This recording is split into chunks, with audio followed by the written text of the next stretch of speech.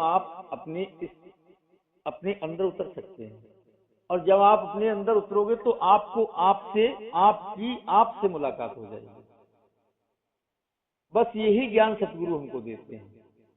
तो पहले तो हमें संसार में उतरना है। जब हम संसार में ही नहीं उतर पाए, संसार में कहाँ उतरना है, बड़े गौर से सुनना ध्यान से, तभी ये बात आएगी समझ में। क्योंकि संसार में सतगुरु की तरफ उतरना है।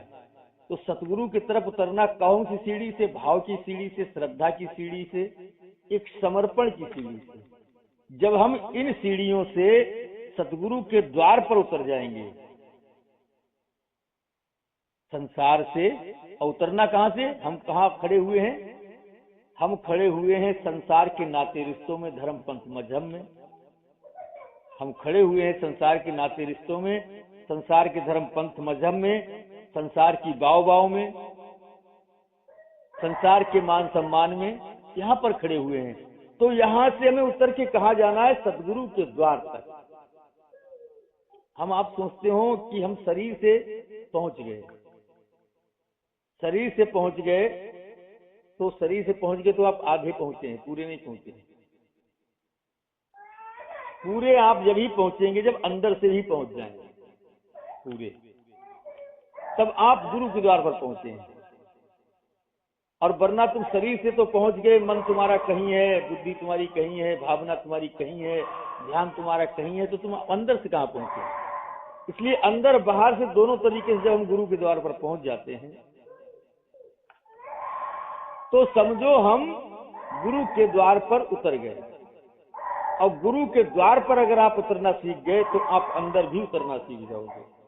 और गुरु के द्वार पर अगर उतरना आपने नहीं सीखा है और केवल आप खड़े हुए तो हैं नातेदारी रिश्तेदारी के मान सम्मान में,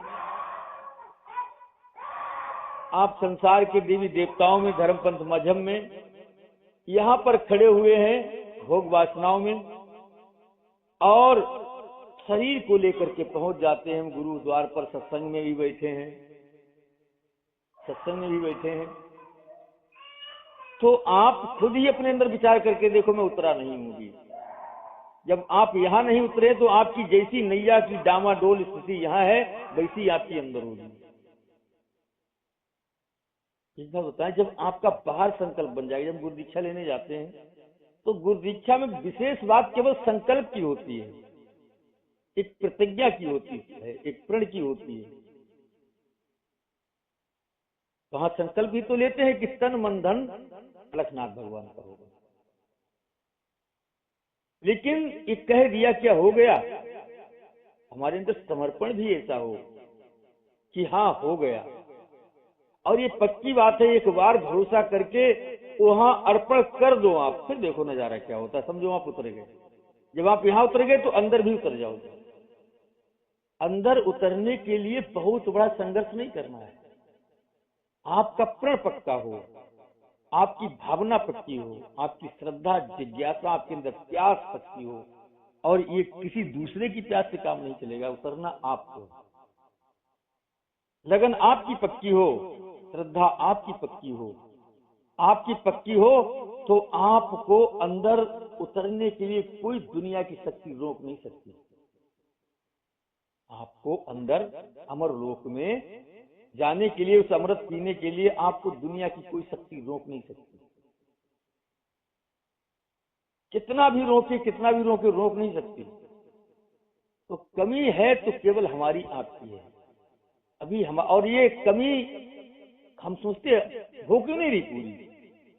हम सत्संग भी कर रहे हैं, भजन भी कर रहे हैं, लेकिन आप कर रहे हो। आप अगर अपने अंदर टटोल करके देखोगे तो आपकी अधिक जिज्ञासा, अधिक संगत जो है संसार की ओर है। आपके अंदर कूट कूट के संसार भरा हुआ है, आपके अंदर अपने पराये भरे हुए हैं। और सच बताएं, जो अपने होते हैं ना, परमार्थ में यही सबसे बड़े दुश्मन होते हैं। परमार्थ के मार्ग में जितने पहली बात तो आप सबसे करीब में देख लीजिए अपना शरीर। शरीर से प्यारा अपना कोई नहीं है। बेटा भी है तो शरीर से थोड़ा अलग है, माँ बाप भी है वो भी शरीर से थोड़े अलग हैं, सबसे करीब क्या है? हमारा शरीर, तन, है ना। अब विचार करके देखो, ये तन भी साथ छोड़ रहा है। इस तन के खातिर कितने बंधन लगे हुए हैं, तन भी साथ छोड़ रहा है। तो फिर जो करीब के सगे संबंधी ये कैसे साथ दे सकते हैं? ये कैसे है पता? जैसे शरीर में कोई रोग लग जाए, शरीर में कोई रोग लग जाए तो वो कितना परेशान करता है। औषधि शरीर से बाहर होती है, औषधि शरीर से बाहर होती है, और शरीर में क्या होता है? रोग।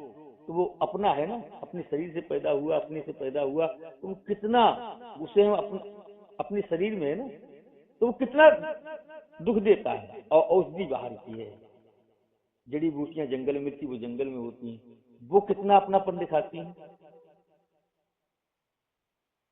दिखाती नहीं अपनापन। तो हकीकत बात यह है कि जितने जिनको हम अपना समझते हैं, हकीकत में यही हमको 84 लाख योनियों में ले जाने वाले दूत हैं। अब जितना करीब, जितना भयंकर नाता तुम्हारा होगा, ये बात थोड़ी अटपटी लगेगी हमारे आपके लिए, लेकिन श्वास का तार टूट जाए तो आप विचार करके देखो, कोई तुम्हारा अपना हो सकता है? ढीला उतार के फेंक देते। तो सबसे प्रथम बात तो शरीर की ले लो। शरीर से प्यारा कोई अपना शरीर ही प्रतिक्षण हमारा साथ छोड़ रहा है। ये सत्संग है, इसे आपको स्वीकार करना ही पड़ेगा। अगर अभी आप मान सम्मान में नहीं करोगे स्वीकार, तो जबरदस्ती स्वीकार करना पड़ेगा। तो आप सहज में ही स्वीकार कर लो तो दुख तुरंत दूर हो जाएगा। जैसे किसी का जवान बेटा खत्म हो गया, उसके लिए दर्द कब तक होता है? वो रोता कब तक है? जब तक वो स्वीकार नहीं करता। और जब वो स्वीकार कर लेता है कि अब तो चला गया, अब तो चला गया, अब वापस थोड़ी नहीं आ सकता है, मर के कौन वापस आया। अब वो स्वीकार कर लेता है कि मेरा बेटा था ही नहीं, मेरा बेटा मर गया, अगर मेरा होता तो मेरे पास होता, अब वो चला गया, अब वो कभी मिलने वाला नहीं। ये वो स्वीकार कर लेता है, उसी क्षण से उसे शांति आना शुरू हो जाती है ना। और जितना वो पक्का स्वीकार कर लेता है, उतना ही वो शांत हो जाता है। और जब जब वो स्वीकार